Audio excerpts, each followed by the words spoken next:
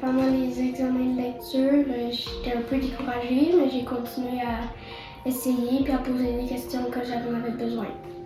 J'ai fait de la lecture. Quand ça fait longtemps, j'étais allée, mais ça m'a encouragée. Dans ma tête, je m'encourageais.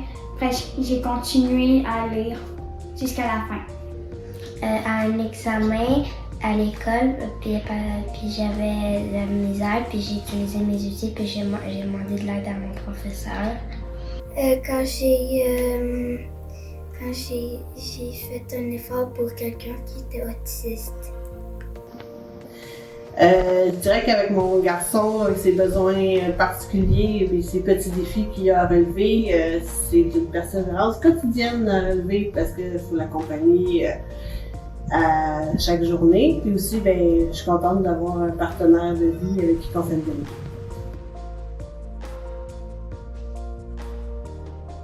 Quand les profs mettent pas trop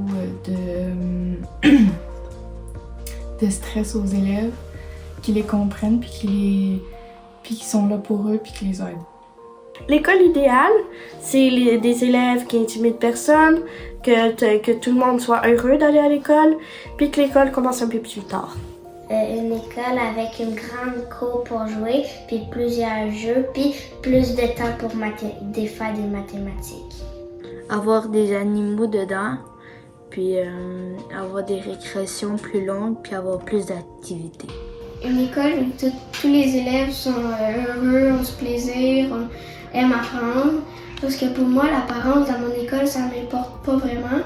Que ce soit pas beau, ça m'importe pas sur la qualité de l'établissement.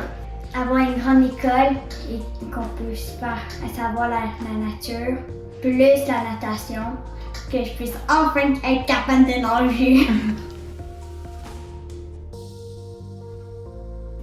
Pour voir les professeurs, puis mes amis, puis les professeurs parce que ils sont gentils, puis mes amis, je peux jouer avec eux.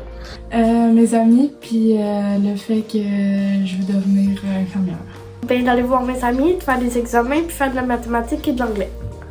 De pouvoir apprendre des nouvelles choses, puis de pouvoir faire les notions que j'aime. Le bonheur de tout le monde, évidemment.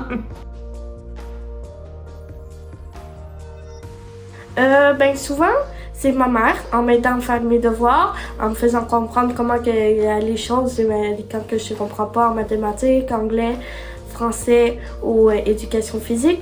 Ma professeure Katia, elle m'encourage, elle m'aide, puis elle est gentille. Chloé pour mes conflits, puis Maggie, mon prof, parce que elle me donne des câlins. Madame Gina et Madame Geneviève. C'est qui ça, Madame Gina? C'est elle qui m'aide aux séances de lecture. Puis c'est qui Madame Geneviève? Madame Geneviève, c'est ma prof à l'école. Mes parents, parce qu'ils m'ont toujours aidé à faire mes devoirs, puis c'est eux qui me soutiennent dans le fait que je veux devenir infirmière. Tous les profs, parce qu'ils m'aident souvent à m'encourager en me disant « T'es capable, Charlie, t'es capable, tu peux le faire, lâche pas. » Je dirais que ça serait un professeur en secondaire 3 qui s'appelait Denis Archambault, un professeur de religion, mais même plutôt de morale à l'époque.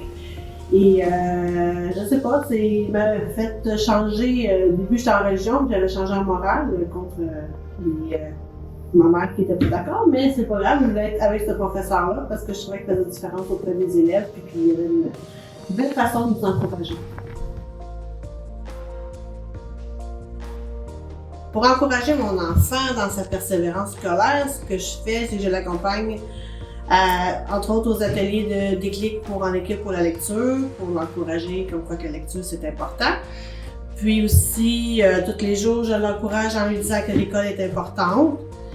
Puis dans chaque petite tâche quotidienne pour l'aider vers une autonomie.